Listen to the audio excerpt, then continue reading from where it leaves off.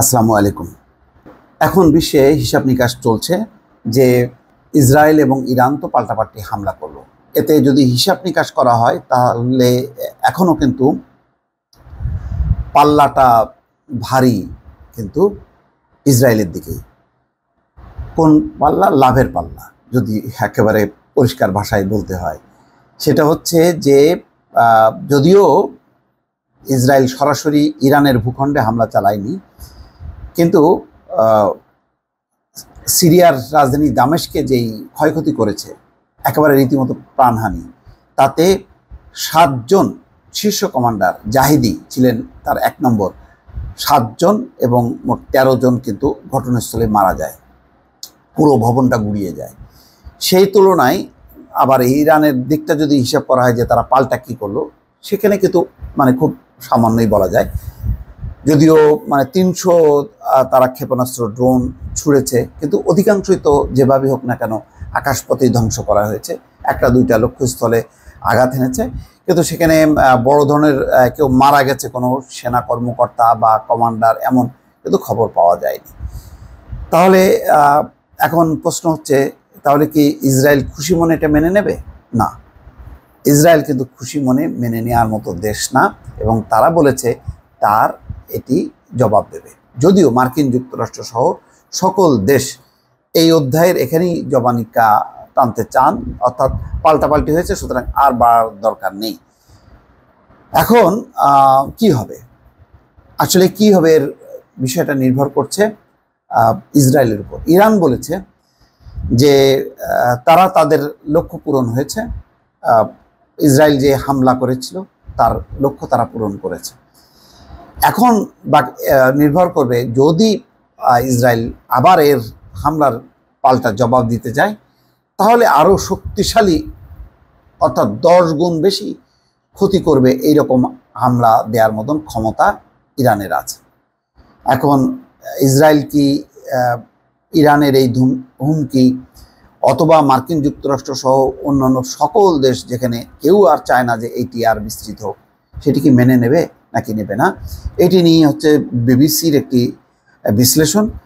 তাতে বলা হচ্ছে যে সিরিয়ায় ইরানের কনসুলেটে হামলার জবাবে ইসরায়েল লক্ষ্য করে ক্ষেপণাস্ত্র ও ড্রোন হামলা চালিয়েছিল তেহরান। ইসরায়েলের সামরিক বাহিনীর দাবি, ওই ক্ষেপণাস্ত্র ও ড্রোনের 99% আকাশে থাকতেই ধ্বংস করা হয়েছে। এখন প্রশ্ন, এরপর কি হবে? সহজ জবাবটা হলো, মোটা দাগে তা নির্ভর করছে ইরানের হামলার জবাবে ইসরায়েল কি দেবে তার উপর।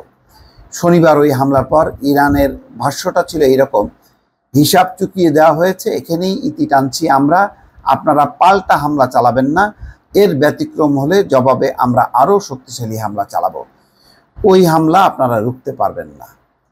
আচ্ছা, তবে এর মধ্যে ইরানের হামলার উল্লেখযোগ্য জবাব দেওয়ার হুঁশিয়ারি দিয়েছে। ইসরায়েলের বর্তমান সরকারকে দেশটির ইতিহাসে সবচেয়ে কট্টরপন্থী সরকারগুলোর একটি বলে মনে করা হয়। সংকটময় এই পরিস্থিতিতে মধ্যপ্রাচ্যের দেশগুলো ইরান ও ইসরায়েল দুই পক্ষকে সংযত থাকার আহ্বান জানিয়েছে। গত 7ই অক্টোবর ইসরায়েলে ঢুকে হামলা চালায় ফিলিস্তিনের স্বাধীনতাকামী গোষ্ঠী হামাস।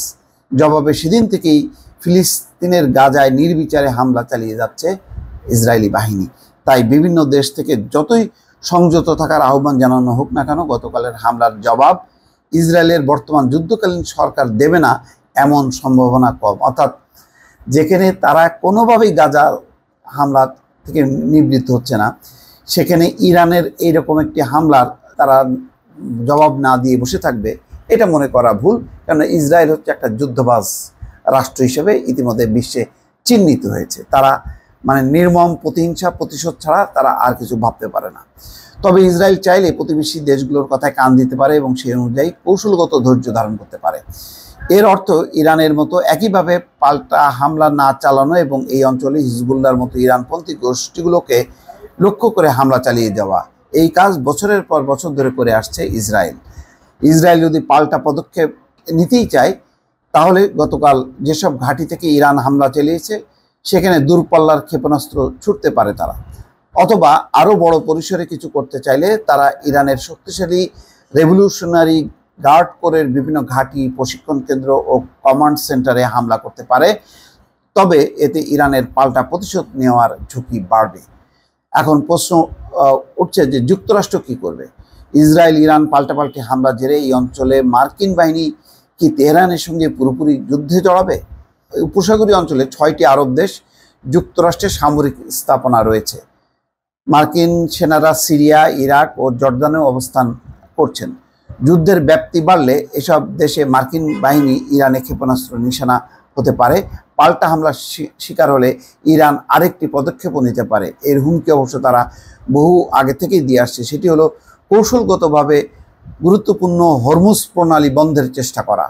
এই জন্য তারা মাইন ও ড্রোন ব্যবহার করতে পারে। এতে বাধার মুখে পড়তে পারে বিশ্বের 1/4 জ্বালানি তেল সরবরাহ। সব মিলিয়ে পরিস্থিতি বেশ জটিল। এখন দেখা যাক মানে পাল্টাপাল্টি হামলায় ইসরায়েল কি পদক্ষেপ নেয়। দর্শক ভালো থাকবেন। আল্লাহ হাফেজ।